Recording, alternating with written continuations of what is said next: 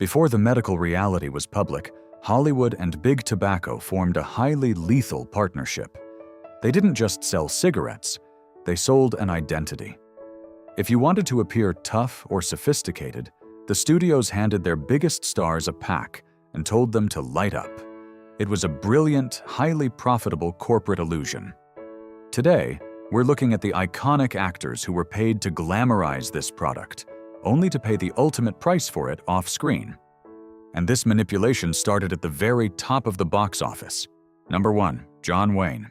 If you look at early Camel cigarette advertising, you'll find John Wayne in full cowboy gear, looking directly into the camera to tell the public that mildness is what he wants in a smoke. Wayne wasn't just an actor, he was the absolute blueprint for American masculinity.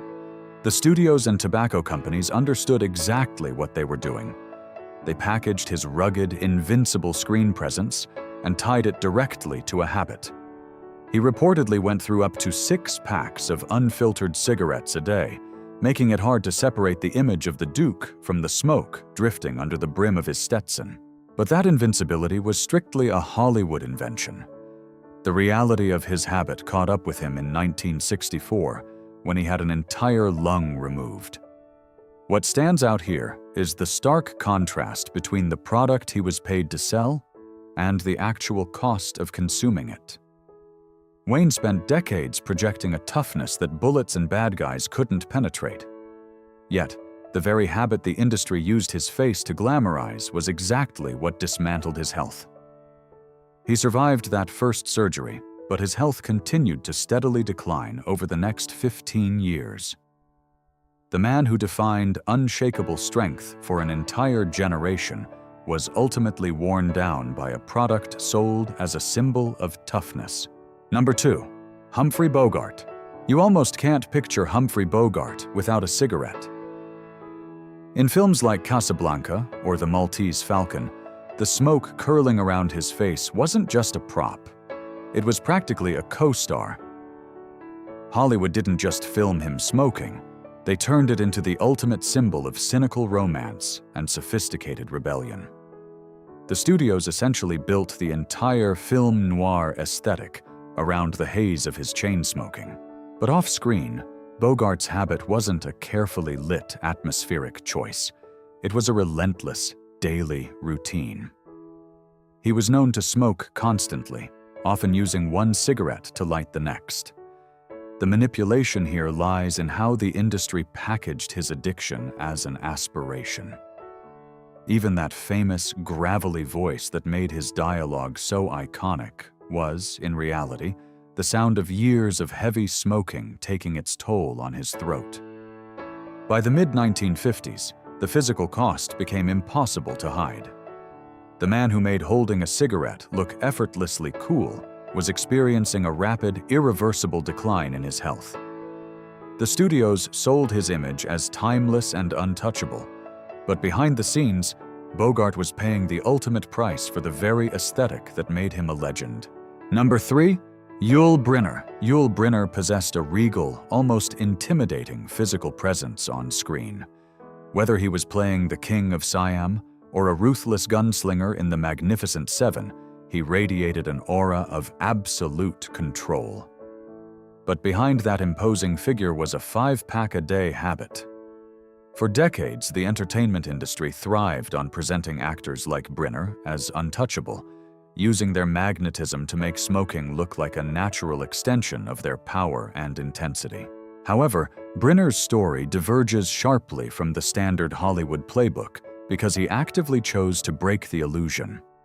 When his health irrevocably failed, he didn't quietly fade away to protect his glamorous image or the industry's aesthetic.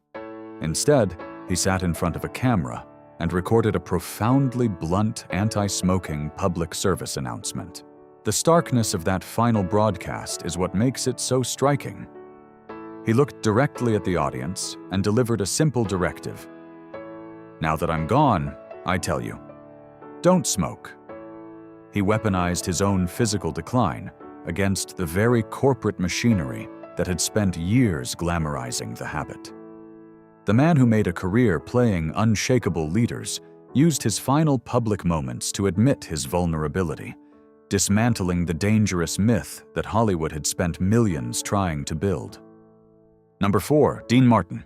If there was a uniform for the mid-century American entertainer, Dean Martin wore it best: a tailored tuxedo, a microphone, and a cigarette loosely held between his fingers.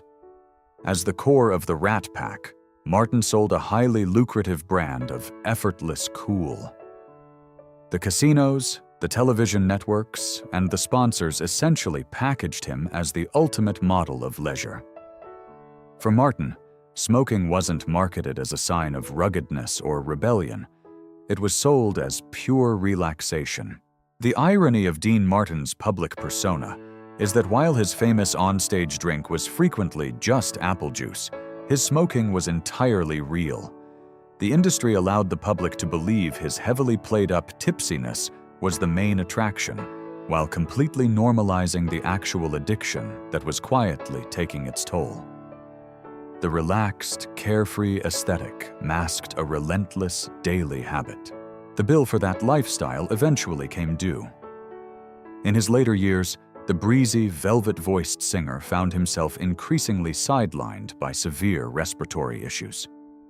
The Las Vegas illusion of endless youth and easy living dissolved, leaving behind the stark physical consequences of a habit the entertainment industry had spent decades framing as harmless fun. Number 5. Lana Turner. For Lana Turner, a cigarette wasn't just a habit. It was a carefully curated accessory of feminine mystique. The studios didn't sell ruggedness or rebellion with her. They sold pure, unadulterated glamour. In the 1940s and 50s, Hollywood and tobacco advertisers formed a highly effective alliance to market smoking to women, and Turner was the perfect vehicle. By posing with a slender cigarette gracefully poised in her hand, she helped normalize the idea that smoking was elegant, modern, and sophisticated. The industry essentially weaponized her beauty to mask the toxic reality of the product. But behind the studio lights, Turner's reliance on smoking was heavy and constant, far removed from the polished, effortless image printed on magazine covers. The physical cost of that heavily marketed elegance eventually surfaced. The very habit that studios used to highlight her alluring voice and poised screen presence became the root of her physical decline. When severe throat illness compromised her health in her later years, the contrast was impossible to ignore. The glamorous prop that Hollywood told millions of women was the height of sophistication ended up quietly stripping away the vitality of one of its most recognizable stars. Number 6. Robert Mitchum. Robert Mitchum didn't just smoke on screen. He made apathy look like an art form. With his heavy-lidded eyes and a cigarette casually hanging off his lower lip, he defined the Hollywood anti-hero. The studios didn't use Mitchum to sell the rugged action of a cowboy or the sharp romance of a traditional leading man. Instead, they packaged a very specific mood: cynical, slow-burning detachment. A cigarette was the perfect tool to communicate that he simply didn't care what anyone thought. For decades, the industry monetized this nonchalance, essentially convincing audiences that true masculine independence meant moving at your own pace, preferably through a thick cloud of smoke. Off-camera, his heavy, lifelong habit was just a daily reality, far removed from any deliberate styling. The deep irony is that the exact prop used to emphasize his untouchable, carefree image was actively dismantling him from the inside. When decades of chain smoking finally manifested as severe lung disease, that famous indifference offered no protection. The studio system profited immensely from an aesthetic of invulnerability, while Mitchum was left to experience the slow, physical erosion that the cameras never bothered to film. Number 7. Buster Keaton. Buster Keaton survived falling houses, speeding trains, and some of the most dangerous physical stunts ever recorded on film. As the great stone face of the silent era, his entire brand was built on a kind of unbreakable, stoic resilience. He was the man who could take any hit and just keep walking. While audiences marveled at an actor whose body seemed entirely immune to external trauma, Keaton harbored a relentless, quiet habit off-screen. He was a remarkably heavy smoker, often lighting up the moment a scene ended. The early studio system didn't just normalize this behavior, it actively cultivated an environment where chain smoking functioned as the standard, accepted coping mechanism for the immense physical and mental demands of non-stop production.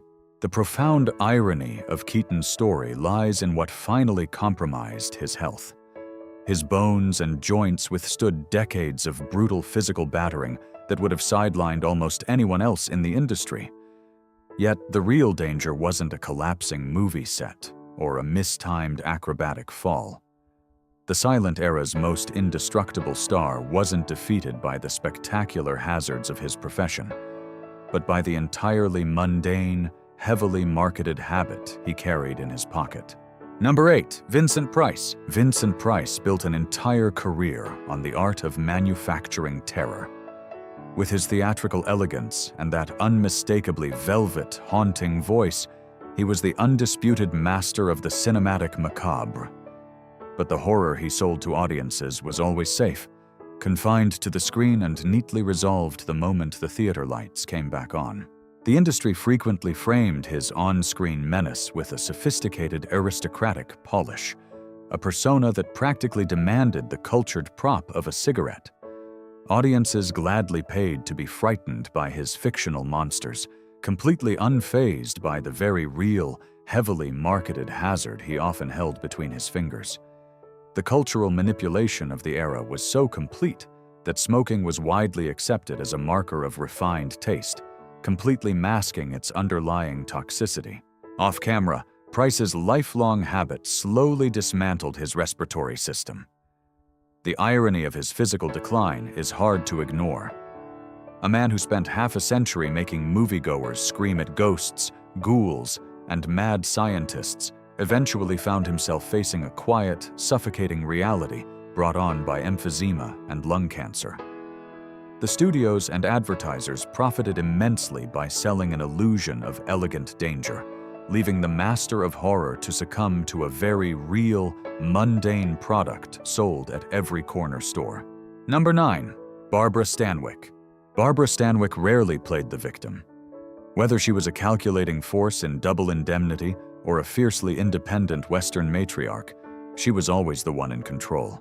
During the film noir era, studios didn't just use cigarettes to make women look glamorous. They used them to signal dangerous intelligence and autonomy. When Stanwyck struck a match on screen, it was visual shorthand that she was the smartest person in the room.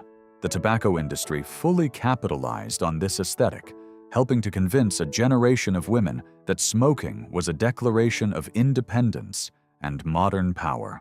But behind the fierce self-reliance she projected, Stanwyck was tethered to a relentless, daily habit. The script of her real life couldn't accommodate the invulnerability she commanded on set. Decades of heavy smoking eventually manifested as chronic emphysema, severely limiting her mobility in her later years. The industry had spent decades marketing the cigarette in her hand as the ultimate symbol of unapologetic control. Yet, that very same commercialized habit slowly eroded her physical strength, ultimately compromising the autonomy of one of Hollywood's most fiercely independent stars. Number 10. Betty Grable. During World War II, Betty Grable was the undisputed symbol of American vitality. Her famous bathing suit pin-up poster didn't just decorate military barracks, it was a carefully engineered studio asset. 20th Century Fox even famously insured her legs for $1 million, turning her physical form into a highly protected corporate commodity. The studios aggressively marketed Grable as the embodiment of flawless health and cheerful all-American energy. Yet, off-camera, she was deeply entrenched in the same heavy smoking culture that the entertainment industry actively normalized. The glaring disconnect here is how the studio system compartmentalized her physical well-being. They placed an immense, literal price tag on her exterior to protect their box office returns, while completely ignoring the daily habit that was compromising her from the inside.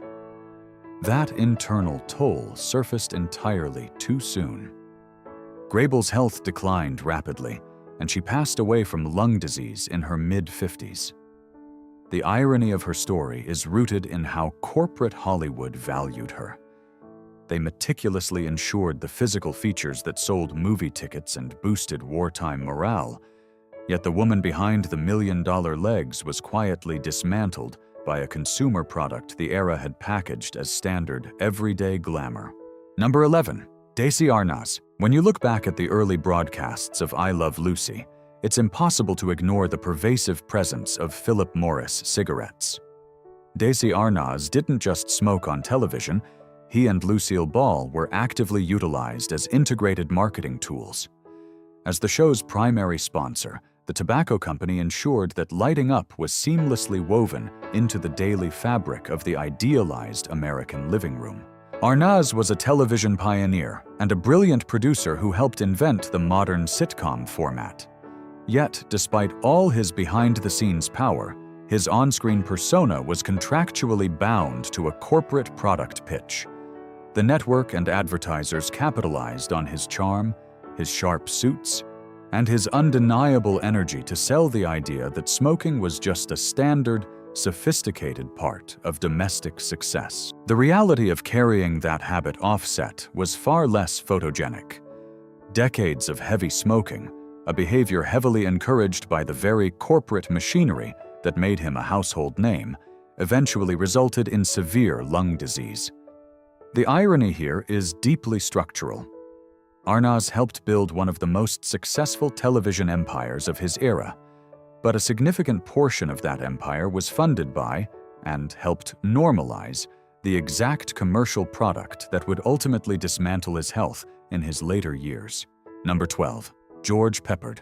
If any prop defined 1980s television machismo, it was the thick cigar clamped firmly in the teeth of George Peppard as the A-Team's Hannibal Smith. The network didn't just allow him to smoke on screen. They made the cigar a cornerstone of his character's branding. It was visually equated with tactical genius, victory, and unbothered leadership. When he smiled around that cigar and declared he loved it when a plan came together, audiences bought into an entirely manufactured illusion of control. But Peppard's history with Hollywood's tobacco glamorization started decades earlier. In Breakfast at Tiffany's, he was the sleek, cigarette-smoking romantic lead, heavily stylized to represent New York sophistication. The industry successfully morphed his public image from elegant youth to rugged veteran, using different forms of tobacco to anchor each distinct persona. Off-screen, however, a lifelong heavy habit couldn't be swapped out like a wardrobe piece. The years of chain smoking eventually resulted in a severe lung cancer diagnosis. While Peppard actually managed to quit and spent his final years actively warning others against the habit, the biological toll had already been extracted. The irony remains sharp. An actor famous for portraying a tactical mastermind who could engineer his way out of any impossible trap was ultimately cornered by the everyday product his own characters helped popularize. Number 13. Dick York. Dick York became a television icon, playing Darren Stevens on Bewitched, an advertising executive whose daily job was to manufacture clever illusions for the American consumer. But the deepest irony of York's career was the massive illusion he was forced to maintain just to stay on camera. On screen, he was the picture of a flustered but wholesome suburban husband. Off-screen, he was battling agonizing, chronic pain stemming from a severe spinal injury sustained on a previous movie set. To survive the grueling sitcom production schedules, York relied on a desperate coping mechanism of painkillers and relentless chain smoking. The network simply demanded the energetic, smiling face of 1960s domestic comedy, effectively turning a blind eye to the daily physical toll required to deliver it. Long after his failing health forced him to abruptly leave the show, the consequences of those survival tactics remained. The heavy smoking habit, utilized for years to manage the overwhelming pressure of studio demands, eventually manifested as severe emphysema. The actor who made his name playing an ad man selling the polished American dream spent his later years physically tethered to an oxygen tank, quietly paying the ultimate debt for a commercial product he consumed just to endure the harsh reality of television production. Number 14. William Talman. William Talman spent almost a decade playing Hamilton Burger, the district attorney who famously lost week after week on Perry Mason. His television persona was built on dogged persistence, sharp suits, and authoritative legal arguments. Off-screen, however, Talman was a heavy, lifelong smoker, a habit deeply ingrained in the stressful culture of mid-century television production and actively normalized by the industry. But what separates Talman's story from a standard Hollywood narrative is what he did when the consequences of that commercialized habit caught up to him. Diagnosed with terminal lung cancer, he didn't retreat into privacy to protect an idealized public image or hide the reality of his decline. Instead, he recorded a pioneering anti-smoking public service announcement for the American Cancer Society. He used his recognizable television presence not to endorse a corporate sponsor, but to deliver an undeniable warning. In the broadcast, he frankly discussed his illness, looking straight into the lens to directly challenge the heavily marketed glamour of cigarettes. The man who made a career out of losing fictional courtroom battles ultimately delivered one of the most powerful closing arguments in television history. He actively turned his own physical decline into a stark, unignorable piece of evidence against the tobacco industry, choosing to warn the audience rather than quietly fade away. Number 15. Tallulah Bankhead. If you know Tallulah Bankhead, you know the voice. That impossibly deep, husky baritone, usually followed by her signature "darling," was her absolute trademark. The entertainment industry actively marketed this distinct vocal texture as the height of theatrical sophistication and exotic allure. She was packaged as a fiery, untamed bohemian, and a cigarette was an essential prop in that carefully curated rebellion. But that famous, gravelly tone wasn't just a natural gift. It was the direct physical result of consuming up to 4 packs of cigarettes a day. The theater and film worlds essentially monetized her addiction. Instead of recognizing her relentless chain smoking as a severe physical hazard, the press and studios elevated it into a defining, celebrated feature of her personal brand. They sold audiences on a larger-than-life persona that practically required constant smoking to maintain. The stark irony of Bankhead's career is how her greatest asset was tied to her decline.